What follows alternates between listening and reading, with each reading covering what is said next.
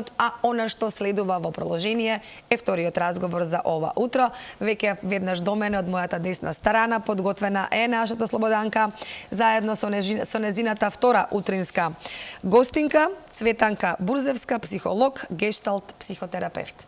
Добро утро. И добро ни дојдовте во утринската програма. Слободанче, ке зборувате за тоа како да ги насочиме децата кон подобра иднина. Тоа сите го посакуваме, нели? Да, најмногу од се. Ќе останам овде со внимание да ве следам, а истото им го препорачувам и на нашите гледачи. Благодарам, Ирена. Ја најави нашата гостинка и драго ми е што ова утро имаме можност да поразговараме со вас. Јас мислам дека не сме се виделе во утринската програма, сега ни е прв пат, но задоволство ми е. Добре ни дојдовте и добро утро. Добро утро, добро ве најдов. Благодарам на поканата. Навистина ми е чест што сум дел денеска од вашата утринска емисија. Да, точно прв пат сум тука. И темата навистина мислам дека е баш убава за да се слуша. За да ја зборуваме и еве сите ова утро, јас како што велам повозрастните мајки и татковци кои што можеби се подготвуваат за на работа, бабите, дедовците се почесто дома, па пренесуваат сигурна сум информации. Да. Како да ги насочиме децата кон подобра иднина? Како што кажав, сите ние тоа од се срце си го посакуваме за нашите генерации. Имаме пропусти, тоа вие најдобро го знаете како психолог, меѓутоа еве на самиот почеток со оглед на тоа дека работите и сте работеле многу често со деца, поготово во тинејџерската возраст, оние најчувствителните години, работите и со нас возрастните, што исто така сте ни многу потребни. Меѓутоа, ајде ова утро ќе се задржиме за тинејџерите. Првото моje прашање би било што е она што тие најдлабоко го чувствуваат како немир, да кажам, во овој простор и во Македонија во каде што живеат? Од што најмногу се плашат? Постојат повеќе стравови со кои што се соочуваат. Најчесто стравот од неприфаќање, најчесто дали ќе бидам прифатен од околината, па тука си родителите со нивните очекувања кои што ги наметнуваат несвесно. Тука се, значи, дали ќе успеам, што ќе се случи ако не успеам, доколку доживеам. Тоа се прашањата кои што ги поставуваат. Ги поставуваат и на себе си, на мене, значи, што може да се случи доколку јас не успеам. Најчесто па тука произлегуваат до останатите состојби како што се анксиозност, депресија, значи бараат како може да се вклопат во целиот овој свет. Знаеме дека живееме во малце побрзо темпо, каде што и родителите, ние како родители се бориме секојдневно, значи со предизвиците кои што се. Што е со работа, што е со значи останатите животни предизвици кои што се пред нас. Децата бараат наше внимание, меѓутоа многу често знаеме да не го дадеме доволно колку што е потребно, дали вие тоа го забележувате кај нив дека нема доволно внимание, еве без разлика нели за која годишна возраст поточно да станува збор од родителот? И дека е тоа многу потребно во последно време, да бидеме многу повеќе време да посветуваме на децата? Потребно е да се посветиме на нив, да ги слушнеме нивните потреби, доколку имаат стравови, да ги прашаме како се чувствуваат, кои се нивните стравови, како може да помогнеме. Навистина, не само за децата, туку и на родителот му е потребно. Апсолутно, да. Иако доста се трудиме, мора да признаеме дека се трудиме, барем денеска во денешно време, навистина постојат многу центри за родителство, постојат многу центри за исто за децата. Меѓутоа, понекогаш пак како родители пак ќе кажам, знаеме да отстапиме од сето тоа. Децата се оние кои што највеќе го чувствуваат тоа, највеќе нели батат, бараат помош. Многу често мене ми е драго што почнуваат родителите, значи да бараат заедно со децата помош, се вклучени, морам да признам дека во последно време. Да, тоа е добар знак. Да, се вклучени. И со вас исто така можеме децата да ги насочиме кон подобра иднина со разговор со психолог, психотерапевт, како и да е, за да тие им биде полесен начинот или онака како што ќе чекорат понатака во својот живот понатаму. Да, Во психологот. остварување на своји желби. Психологот така најчесто работи во соработка со родителот, значи се даваат насоки на родителот. Меѓутоа се слушува од друга страна адолесцентот и детето што навистина му е потребно, затоа што има работи, потреби детето кои што нема да ги каже во целост на својот родител. Поготово тинеџерски години, без разлика дали е тоа од срам, од страв, пак ќе кажам стравот, што ќе каже родителот, па како ќе ме разбере, па дали нема да ме разбере. Најчесто таа мискомуникација која што помеѓу родителот и детето, затоа што родителот поминал низ одредени работи, знае како треба да биде, се сака да му каже, меѓутоа му кажува на сосема поинаков начин, каде што доаѓа до револт. Да, неразбирлив за другата страна. Ете така, и заради тоа доаѓа до тие ситни конфликти помеѓу родителите, меѓу тоа и помеѓу самите деца. И тука е добро да се вклучи психологот и психотерапевтот за чисто да не се сватам значи дека сме како посредници, меѓутоа пружаме помош и на родителите и на децата каде што им даваме безбедно место да се ги искажат своите чувства, емоции, учиме како да ги прифатиме, и учиме родителите како да ги прифатат дека нивните деца се единка кои што имаат своји размислувања, своји однесувања, своји емоции и така натаму. Своји желби, своји соништа, во остварување на своите цели понатаму во животот, без разлика за што и да се работи. Она што јас вака го слушам и така, вие како психолози секогаш делувате многу убаво да кажам во една вака релаксирачка состојба, како да сме ние сите сега на една сеанса и со внимание ве слушаме, затоа што во тинеџерските години тие се оние најчувствителните години кај децата. Меѓутоа сакаат да пробаат, вака да се изразам, од се по нешто. Како тоа да го спречиме ние како родители, поготово во ова денешно ќе кажам, за жал, лошо време во кое што живееме, им е достапно се. Што е она и како ние на каков начин отворени да бидеме со нив и да разговараме? За да не ја почувствуваат таа строго, за да не се тие плашат од нас, туку едноставно да можат да бидат отворени и сите своји стравови да ни ги кажат, да ни ги искажат и ние секако да разбереме зашто што понатака треба со нив. Така, тинеџерските години се доста деликатни години, како за детето, така и за родителот, затоа што детето расте, се минува, му се случуваат одредени промени на сите нивоа. Бубачките во главата кога ќе навлезе, да. Да, се минува телото, се минуваат значи на емоционално ниво, на когнитивно, на бихевиорално, значи тука се повеќе промени настанати кои што се случуваат. Да. И сте тие почнуваат одеднаш. И родителот не знае како да се справи, не знае како да постапи. Тоа сте во право. Да, дефинитивно. Да. Пробуваме се што читаме, се што слушаме, секаде се советуваме, меѓутоа на крајта пак не успеваме да допреме до детето и детето пак никако не се затвара. Посебно во денешно време каде што стварно навистина социјалните медиуми ни се достапни им се. Бомбардирани се и тие со информации разноразни. Да. Значи, дури понекогаш си мислам дека и премногу информации, значи не можеш никако да ги ограничиш ни пак да ги сопреш. Додека некаде помало можеш да ги ограничиш тие вести кои што ќе ги следи.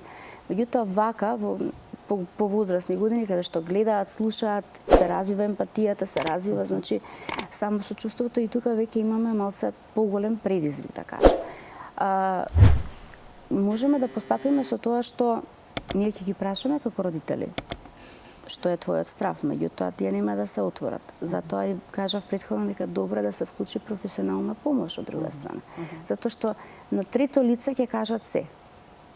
Не дека постои никаков си Тоа вродува со резултат дека еве кај вас многу почесто се отвараат отколку кај своите родители. Сигурно дека тоа во низата години кои што ги работите сте го забележале дека е така. Разговараат и со родители, пак зависно си до детето. Пример, почнува од мали години. Кога почнуваат прво оделинија и сега нон-стоп зборат, сакаат да кажат, знаеш ова се случи, знаеш она се случи, знаеш денеска Марко му кажа на Филип тоа и тоа, ова се случи. Ние понекогаш како родители, пошто секојдневно слушаш, си бомбардиран, си слушнал нека информација, си се случило нешто на работа, знаеш да му кажеш како добро, окей, добро, нема ни да го заслушаш толку многу. каде што него му е потребно. Тоа со тек на годините, ако продолжи така, значи подолг период, веќе детево ќе се повлече, нема ништо повеќе да каже. Затоа што знае дека и да каже, нема да биде активно слушано, туку ќе му биде вратено како добро, окей, добро, да, и тој ќе го свати дека нормално. Од друга страна, кога се слушаме од мали години, почнеме, да, навистина, и што направи тој, мал краток разговор треба. Или додека одиме од училиште на кај дома без разлика, или додека одиме до продавница. Тој момент кога они се отвараат како мали, како родител да можеш да го препознаеш и во тој момент да ја оставиш твоите грижи, предизвици, сето она што се тебе случува како возрасен, да го препознаеш, за да го слушнеш, да му го насочиш вниманието, да му ги дадеш тие 5 минути, толку се, не се обично повеќе од 5 минути, почнуваат. Значи, понатаму ствараат навика дека дома сум прифатен, дома можам да кажам се, дома ќе ме разберат, сепак ќе постои оној авторитет дека они се родители, ќе постои онаа граница дека јас морам да бидам, нели, добро дете, морам да бидам така натаму. Меѓутоа, од друга страна пак ќе постои дека отворени се за се она што ќе кажам и подобро да кажам дома, отколку да ми се случи нешто или да направам нешто на другата страна. Тоа е едно убаво сега ќе биде искуство за нас од ова што го слушаме, колку треба еве и од мали нозе да ги седнеме и да ги слушаме што е она што сакаат да ни го кажат и потоа нека се продолжат нели со своите игри или учење, пишување, како и да е. Меѓутоа истото важи значи и за тинејџерите и за оние кои ги подготвуваме веќе да зачекорат кон посветлата иднина. Го практикуваме како родители и дури некогаш ни е интересно кога ни пренесуваат информации од училиште што и како се случило. И јас мислам дека да, убави совети, воопшто не е тешко и како родители, тие се наши деца, да седнеме да одвоиме не мора ни 10, 15, половина час и час нека е, меѓутоа она значи што е најпотребно за дечињата да се отворат и да бидат како да се изградат во едни личности, разговор само и многу љубов и посветување на внимание од страна на родителот без разлика колку и да е оптеретен или пак динамично било времето во текот на денот. Меѓутоа секогаш мора да најде, убаво е и пожелно е да најдеме време за нашите деца. Бидејќи тие ќе најдат време за нас. Сепак растеме индивидуи кои што треба да ги пуштиме напред во општеството, кои што утре ќе го водат тоа општество. Значи, убаво е да ги подготвиме, доколку и ние се заплеткаме во тие мрежи на родителство, убаво е да побараме совет, не е ништо страшно или не е ништо. Тоа е добра информација, каде што веќе родителите не го немаат она табу како порано дека не треба да се посетува или ако се посетува психолог дека нешто не е во ред со нас. Мислам дека тоа веќе е заборавено и го тргаме на страна, затоа што на сите ни е потребно разговор со психолог, не мора ние да чувствуваме не знам што, за да разговараме со психолог и здрави да сме и нормални да сме, потребно е за како да се справиме можеби со стресот кој што го доживуваме во текот на денот, па да не го внесеме дома за да го почувствуваат сите, па поготово еве и дечињата. Пак еве низ разговор во моментот таа мисла ми дојде што сте навистина многу добре дојдени. Ни се случи една голема трагедија на сите нас. Според вас како тинејџерите, малолетните лица сето ова го доживуваат и можат да го пребродат?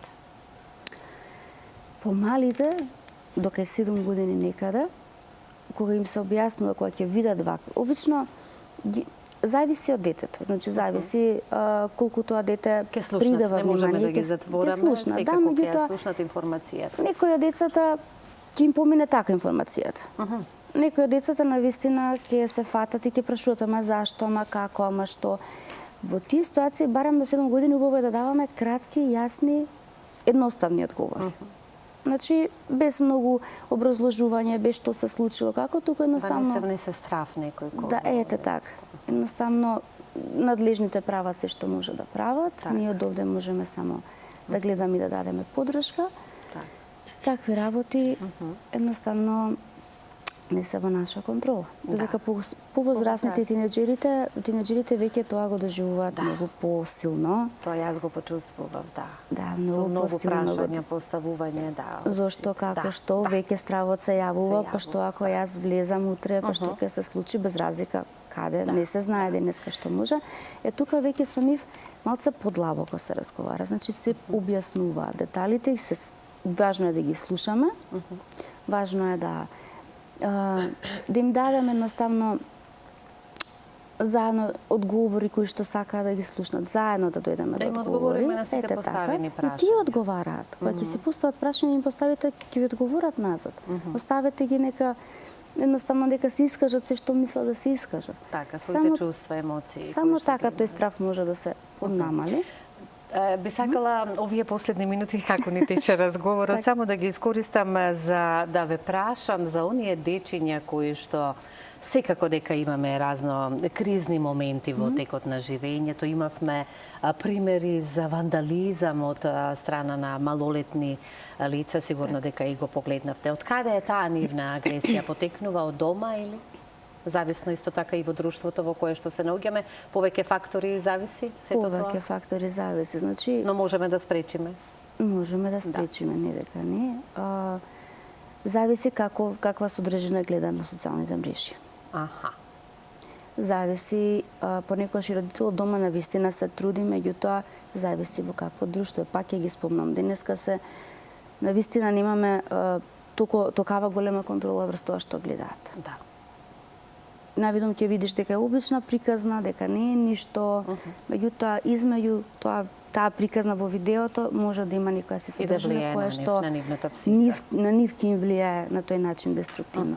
А може да се и други. Револтот дома, револтот училиште, револтот, значи не можеме да знаеме се дека не поразговараме од каде точно да видиме потекнува тоа однесување. Меѓутоа се решава. Да. Тоа е она што сите сакаме да го слушнеме, дека и овие проблеми со кои што се соочуваат тинеџерите може да се решат. Меѓутоа јас ќе одговорам за следно како да ги насочиме децата кон подобра иднина, да разговараме со нив, да бидеме отворени со нив, да ги слушнеме што сакаат да ни кажат, да ги гушкаме и да им даруваме многу љубов и секогаш да бидеме тука за нив. Бидејќи ми се приоритет. Да. И со таков начин и пристап кон дечињата одиме кон подобра и посветла иднина. Дојдовме и до одговорот. А колку е едноставен, нели, и лесен.